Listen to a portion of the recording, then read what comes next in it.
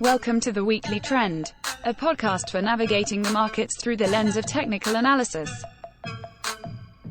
The Weekly Trend podcast is provided for educational purposes only and does not constitute any professional advice. Listeners should not act upon the information or content without first seeking advice from a registered financial planner. Welcome back to the Weekly Trend podcast. Today is January 17th, 2025. S&P 500 currently sitting at 6,007. I'm David Zarling. I'm here with Ian, profitable college sports McMillan. They need to be. They need to be, right? Why run a college sports program negative? Doesn't seem to make sense. For the sake of fairness, I guess. Fairness, because life is fair. Markets are fair. Yeah, right. Markets are very fair. Mm-hmm. We're back above 6,000. That's not where we were last Friday. No, I thought you guys were green this week. Mm-hmm. Well, and if we were to close like this, we have a few hours to go, we'd have a bullish engulfing candle on the S&P on a weekly basis. Now, what that means is the opening price and the closing price exceed the price opening and close of last week. And all this is happening with breadth, participation of stocks at extremes. We don't have, going into today, we didn't have a single sector of the 11 sectors above a 50-day moving average. Wow. You had bullish percent in O's down in the 40s. And as you highlighted before we hopped on here, not a lot of damage done to the broad index in that scenario. There is not. I mean, I'd say markets have been weak for about a month now. Mm-hmm. Middle of December. I'm sure you can find stocks or sub-industries that have been weaker or stronger. But yeah, for broad market, about a month, maybe 5 weeks, but big bounce back this week so far. What stood out to you then, Dave? Over the past week, I think what you highlighted there is just, yes, we saw weak breadth underneath the surface. And I fully realize that the S&P doesn't represent the whole market. And yes, it's a consideration when all the sectors were below a 50-day moving average. But I think in context, it's important to remember what's the direction of that 50-day moving average. Up. And what's the direction of the 200 days? For many sectors, it's up. For some sectors, it's flat. So yeah, in some cases like energy, have you been hanging around and not doing much for quite a bit? I think it's fair to say that energy really hasn't done much since June of 2022, but here energy's back above a 200-day, a 50-day, and by all intents and purposes, I mean, it's the best performing sector year to date. And I know that we want to be paying close attention to January performance for the market as a whole. And right now, S&P's close to for January. That, so goes January, so goes the year, is the seasonality saying. And so we've got a few days left. We've got a 4-day trading week next week with Martin Luther King Day on Monday. Also happens to be an inauguration, which I just heard they're moving indoors because it could be so cold. I wonder how many times. Yeah, I saw it snowing in DC. Really? Yeah, because I read a story last night. A car went into the river. Into the Potomac. And then all the videos had snow. Wow. And it's cold there. I know here we're supposed to get single digits with -10, -20 wind chill next week. Yeah. Your favorite type of weather? Not what they have in Antigua. No. Antigua's beautiful, beautiful culture. All their housing there is super colorful. People take pride in their homes, and they may not be the biggest homes you've ever seen, but they take care of them. And one side of the island has rainforest. Another side is arid, like California. I mean, it's a pretty diverse island. It's pretty cool. Yeah, it's a good trip. Good to relax. Good to take a chance to mourn dad and rethink some things. Reset.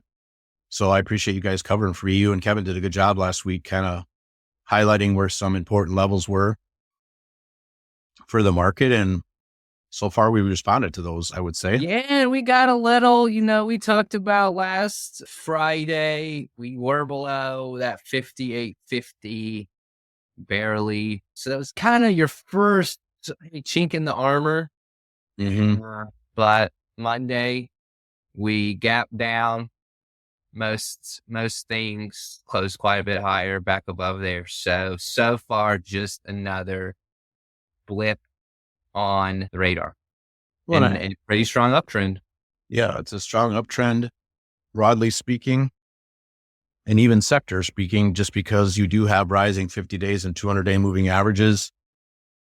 I'll go back to, yes, there was weakness underneath the surface, but now this feels like another table is set moment in the market where I don't want to call it to the extreme similarity to late October, early November of 2023, but what we don't have is extreme breadth the other way, extreme positive breadth. And that's typically when you see correlations go to 1 and corrections start. We're actually starting from a new base. It's almost like you had a reset in breadth. And, we have price levels that you guys highlighted last week that we can watch. There's always going to be a market with red flags. I know we talked before hopping on here about Apple. Apple would be one of those where it's worth paying attention to. Apple's, I don't know what we're doing over there, but needs to get back above 237. And you have this scenario where, in addition to breadth resetting, you have credit spreads actually cooling off. So credit is not tightening, which is another way to say that money is flowing freely. You have a relationship like junk bonds versus intermediate treasuries continue to consolidate and move higher. Another indication of risk on positive money flow. And then you have the biggest inflow since April of 2020 into money market funds. That was going to be my next comment. Yeah. I mean, you want to talk about, we're on a sticks. Okay. So clearly you hear March, April 2020, big influx into money market funds. Okay. That makes sense. 6% drawdown after a 28% rally. Well, I mean, that was just year to date. So if you actually go back to November, I mean, it was strong. And then we had the same rush to cash. And I get that part of that is because there's more money in the system, right? Like I wouldn't compare money market flows in 2024 to 1970. Right. Because there's like way more just money out there that would be naturally sitting in cash no matter what. But yeah, to go back to something, and I would say in the grand scheme of markets, COVID pretty near term, 40 years ago, 4.5 years ago. So to see that behavior again, I do find that fascinating. Does that reek of optimism? No. So we still have clearly not. If we haven't hit optimism, we haven't hit euphoria. Right. So we're still living in skepticism. And then you get these overnight moves like we had Wednesday. I guess it was, I don't know, some government was CPI or something. Whatever, these things they release at 8:30 in the morning and 8:30 Eastern, earlier for you. Gets features in a tizzy. And I don't know if you know that, but I don't get up for the CPI. Continuation of the trend we've been in. Now we're not to new highs yet. Some things are. Some things are to new highs. But you highlighted before that, I mean, it's really interesting to see there's a gap up overnight from the election. Yeah. And this corrective move since mid-December filled that gap. Yeah. S&P cash filled that perfectly and then immediately bounced, like intraday bounced. Right. And there's important levels there, whether you're looking at volume profiles and points of control or volume weighted average price. The auction process is a beautiful thing to watch, right? Because what really is happening when price is falling, right? Sellers are outpacing buyers, but it's all about finding where the buyers are willing to step in. And so far, the buyers are willing to step in at 57.80 cash on the S&P. And I would argue that I bet that data point on 11 sectors being below a 50-day is going to dramatically change. When I look quickly, financials back above a 50-day, communication services above a 50-day, industrials above a 50-day, materials are not. RSP is not right there. So equal weight S&P is there. Utilities back above a 50-day. Discretionary never got to a 50-day. XLK back above a 50-day. Energy back above a 50-day. So, we have an environment where now it's almost 8 out of 11 sectors back above a 50-day moving average. Well, better panic buy. Right. And that's what happens is, we also saw, bar charts on Twitter or X posted that hedge funds reduce their leverage at the fastest pace in more than 2.5 years. So there's a pretty big deleveraging that just happened. You combine that with the flight to money market, most we've seen since the COVID crash, it reeks of another setup that people might get caught again. And I'll say, I don't see a lot of BTFD posting out there. No. Crypto community is pretty hype. Right. And they've got some silly, they got their typical silliness going on, fart coin and whatever. This stuff, these HODL and diamond hands. But I mean, isn't it telling? But Bitcoin back all-time highs almost. Yeah. And isn't that telling that Bitcoin did that, made this move with the dollar stronger? And it held up really well versus the broad market. And so now you have a scenario on your hands where is Bitcoin about to launch to its next leg higher, and people are going to be caught with their swimsuit off as the tide goes out and leaves it behind. Time will tell. And we have our price levels that we can use, whether it's the relative chart looks really good. Mm-hmm. Comparing Bitcoin to S&P looks really good, right? Because that's a thing, right? It's Bitcoin can do great. S&P's been in an uptrend for, 15 months at this point. So yeah, getting above relativized, consolidated nicely. I mean, I'd definitely rather anything than gold. Well, and how bearish are we getting if things like comm services and discretionary don't even get to their 50-day? For as much as we lament about Apple, JP Morgan going out to brand new all-time highs, how bearish can that be if financials are holding up well? I mean, banks in general holding up well. Really hard with that type of characteristic to get overly bearish this market. And now you have a potential breath reset on your hands. After just a 6% decline. Right. And a lot of top calling, which could still happen. I'm not here to say that the S&P has to make new highs or that the Russell's even close to making new highs, Russell 2000. Yeah, well, Russell's got, you just mentioned banks. Industrials have been good, but that healthcare sliver. Well, and another orange flag would be tech underperforming. Yeah. Which is going to be a headwind, right? Rotating. I mean, we've talked about that. So I look at an XLK versus S&P chart. We talk about it. We talk about it internally. Mm-hmm.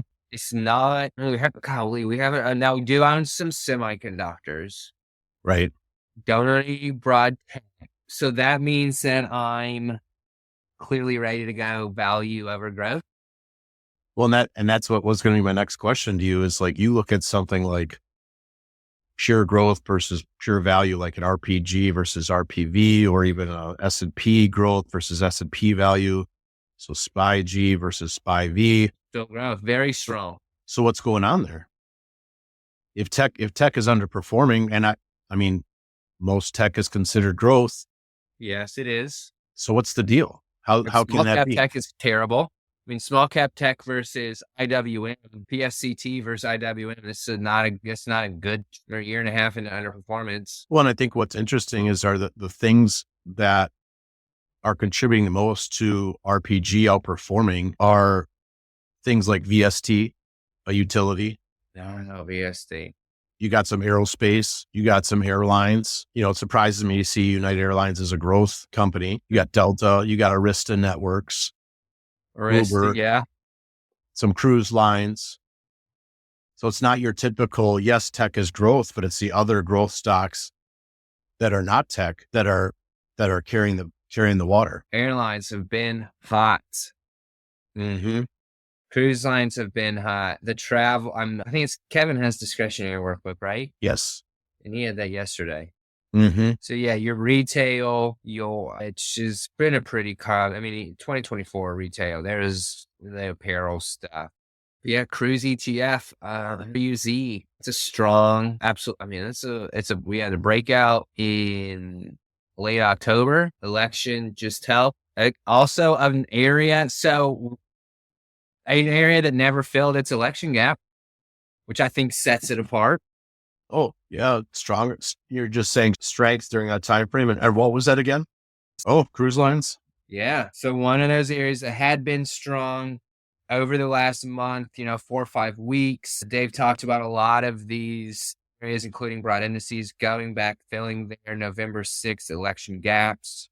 And yet those areas that didn't, I think I'm willing to bet if we made a list of them today and then came back in December, I'm willing to bet majority of those would be outperformers over the next 11 and a half months. Yeah, I think that's fair. I think that's definitely fair. And so the uptrend is still intact at this point and will be until we close below important levels, regardless of the naysayers, the narratives, the people with 1 foot in, 1 foot out. Time will tell. I guess at this time, I want to highlight the supporter of this podcast, which is the Adaptive Select ETF listed on NYSE under ticker ADPV, which helps investors access to the most prevalent factors in markets, momentum, and relative strength. Using proprietary identification methods, the Adaptive Select ETF attempts to own the strongest 25 large cap stocks when the market is in an uptrend. And since not all market environments are the same, Adaptive Select seeks to prevent extended declines by moving to short-term treasury bills and cash during long-term market downtrends. Investors can find out more, including how to invest in ADPV, by visiting adpvetf.com, calling 1-833-880-5200. Investing involves risk, including possible loss of principal. ADPV is distributed by Quasar Distributors, LLC. So what else, Ian? What else we want to highlight? We touched base on energy being the strongest sector to start the year. What are we seeing out of some of the energy commodities like crude? Energy, materials, industrials. Yeah, your top performers through the first 17 days. Commodities, I think, are pretty. If you take a GCC ETF, GCC, it paid out a big dividend back in 2022. So I'd say adjust that. I think it looks, a GCC breaking out to new highs. Crude is not breaking. It's been on a nice run, but GCC's held up pretty well. Yeah, considering a strong Dow. Yeah. And so you break it down to the individual commodity level. Cocoa, which really never fell off. Most of this stuff has been pretty good. Orange juice, a lot of your winners from 2024 have stayed strong. Corn has been very strong the last quarter of last year and into this year. Like corn's up to over 1 year highs. So again, you go to the grocery store this weekend, your cobs are a little more expensive. Don't be surprised. And other things have not. Nat gas has been a big winner in 2024. We went from $1.60 to we're up to over $4 now, close to $4. But soybeans pretty weak. Well, you better get your steak now. Get your steak, yeah. Cattle continues to be very strong. Could be paying for your cattle, for your steaks in gold. Maybe you could offset a little bit of it if your butcher takes gold bars. Yeah. Coffee's been very strong. Cotton, cheap. Buy your t-shirts. So mixed, but overall, up. Definitely up. Do I want to own commodities over stocks? Some of them I would. Do I want to own GCC over stocks? I'm not quite there yet. But, we're getting up there to where... Well, aren't you thankful that you have a process for that? Yeah, I don't have to sit here and guess at what some big macro thesis about what I think is going to happen to commodity prices. Yeah, just pull up a GCC S&P chart. Step one, right? Still stocks in favor. If you're using the S&P, then start digging. That's all there is to it. Yeah, don't need to overcomplicate it. And I do find it interesting too. when we do look at stocks and we look at something like the Russell 2000, and I know that Marlin Capital out here highlighted that small cap positioning is the lowest we've seen since basically 2020. I mean, it's let's call it 15-year lows in small cap positioning. There's a reason for that. I mean, small caps have been meandering and not getting out of the basement. They just never really, they put it together for a month or two, sometimes a quarter or two, but. Well, you know what cap level is typically ignored? That's really showing some positive signs as mid caps. Mid caps. And I ignore them. I'm guilty of that, but they do. They're at a really, you got to be in mid caps over small caps. And they're at a really important area of polarity versus the S&P, going back, since 2004. So we're talking about 20 years. We haven't seen mid caps at this level since then. So it'll be interesting to see if the minor leaguers, if the farm system is strong, if mid caps, if we're going to get some more mid caps that show up in the S&P 500 in the next year or two, will be interesting to watch. So overall, I mean, you have strong crypto for the most part, and I'm talking about your Bitcoin and even Ripple moving higher. You have gold strong while the dollar's been strong.